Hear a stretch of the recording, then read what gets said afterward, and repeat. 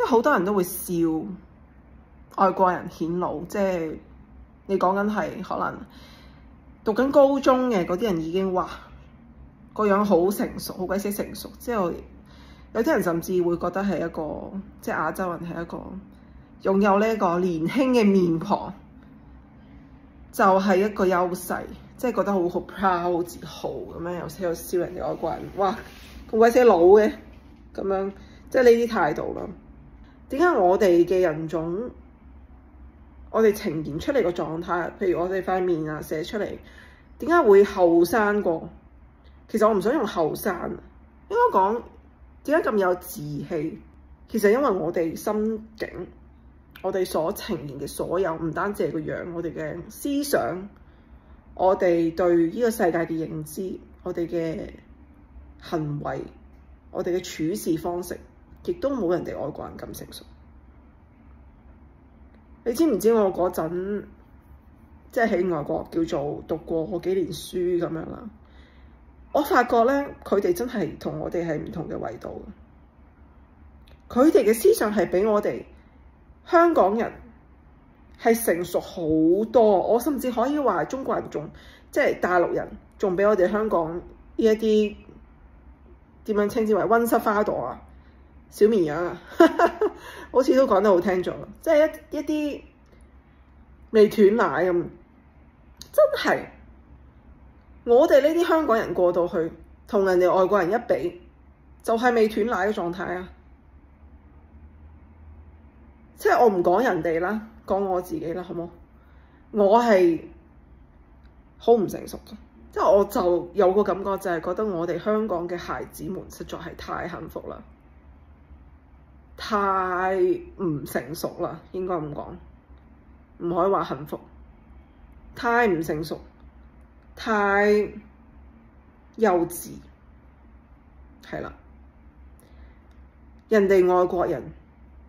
佢哋10零歲出到嚟，佢中學一畢業，佢有啲係一路打住工，一路賺學費。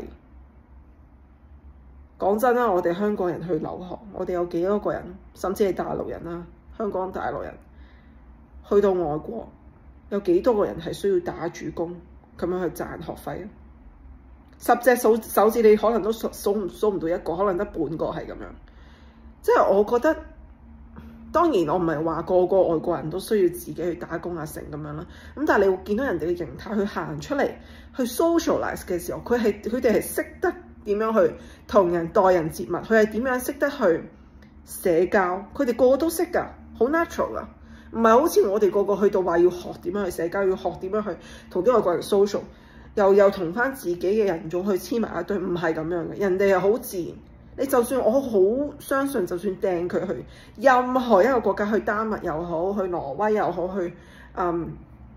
總之唔係去啲華人地區啦，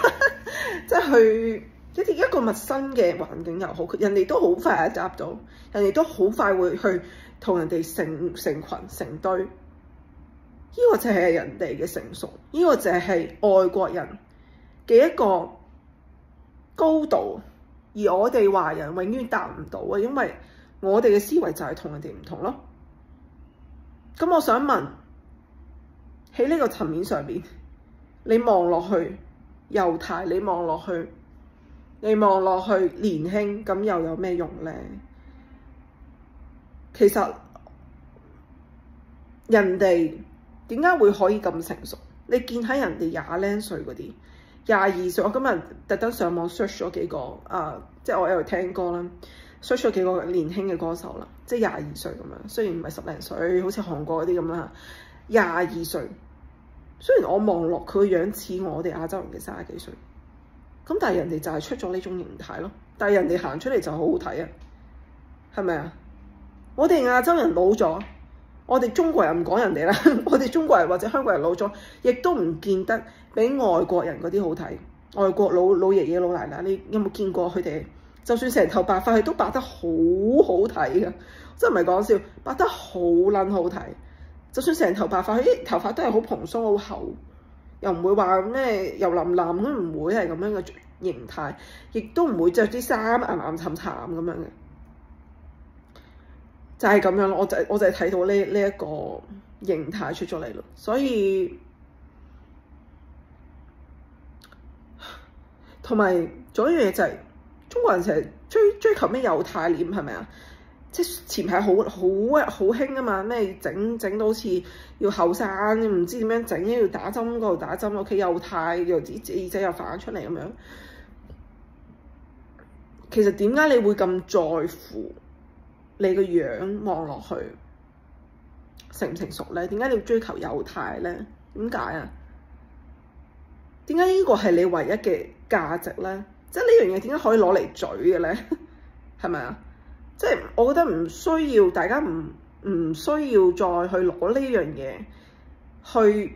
同外國人比較，而去攞一個存在感，攞一個認同感咯，好冇啊？即係我覺得人哋佢生到個樣咁成熟，係咪因為連同佢嘅思維、思想、各樣行為啊、待人接物啊，佢點樣講嘅，佢點樣去表達自己，都係一個成熟嘅狀態咯，而唔係我哋咁樣啱啱春春咁企到出去唔識講嘢㗎。就係咁咯，所以我覺得唔係一個值得大家去 brag about 嘅嘢咯，唔係值得大家去炫耀、去覺得自豪嘅一樣嘢咯，甚至真係㗎，我好大感受㗎。你知唔知去到嗰啲咩 Christmas party， 我哋我哋 Chinese 永遠都係自己堆埋一堆嘅，唔識 social 㗎，唔會同人哋外國人去 social。或者人哋見到你 Chinese 堆埋一堆都唔想入嚟，因為 Chinese 就係出名就係唔識同人 social 咯，唔識同人 socialize 㗎，一支毛咁樣企喺度。唉，所以即係你成日笑人外國人咧生得老個樣，生得成熟，其實係因為人哋真係成熟，人哋真係比我哋成熟幾百倍咯。所以即係唔需要特別攞嚟講，即係唔好。唔需要啊，因為我覺得係一個 shame 嚟嘅。人哋點解嗰啲樣會生到老成？我係覺得佢哋嘅民族，人哋嘅民族行先我哋幾百步咯。佢哋細個開始已經 develop 咗點樣去做一個完善嘅人類，點樣去表達自己，點樣去好 naturally 咁樣去適應呢一個世界。呢個就係佢哋由細到大學識嘅嘢，所以佢哋當佢哋作為一個 grown up 嘅時候，佢哋亦都會呈現個狀態，呈現嗰塊面，五官亦都會比我哋老成成熟。呢個係我覺得係好正常，再正常不過嘅一樣嘢。咁當然你話好多唔同嘅因素啊，又點樣成啊，去容易出皺紋，咁呢啲我唔否認嘅。但係撇除所有呢啲因素，我覺得人哋行出嚟就係比你成熟。再舉例啊，兩個生得一模一樣嘅。五官啊，各樣嘢一樣，頭髮一樣 ，OK， 身體身高一樣，全部一樣嘅。你當一個 twins 咁算啦。一個咧就生活喺香港，另外一個咧生活喺美國外國，唔同嘅 parenting 方式，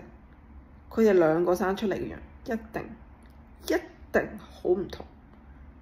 佢行出嚟俾人嘅感覺就係唔同，一定係美國嗰個俾人感覺係老啲㗎，一定成熟啲，唔好講老唔老啦。一定係美國嗰個係比香港長大嗰個成熟好多，行出嚟成個台型就係自信，就係獨立好多，就係一個健康好多嘅一個人。所以當我哋見到一啲比我哋成熟、比我哋叻、思想比我哋更加前衛嘅人嘅時候，啲外國人，即係如果你有機會接觸佢哋，你應該去埋佢哋堆，你應該同佢哋多啲溝通，而唔係同你嗰班濕鳩 Chinese 一齊笑鳩佢哋點解咁老，點解咁大隻，點解咁乜嘢，冇用嘅，因為人哋比你優秀，因為人哋比你成熟。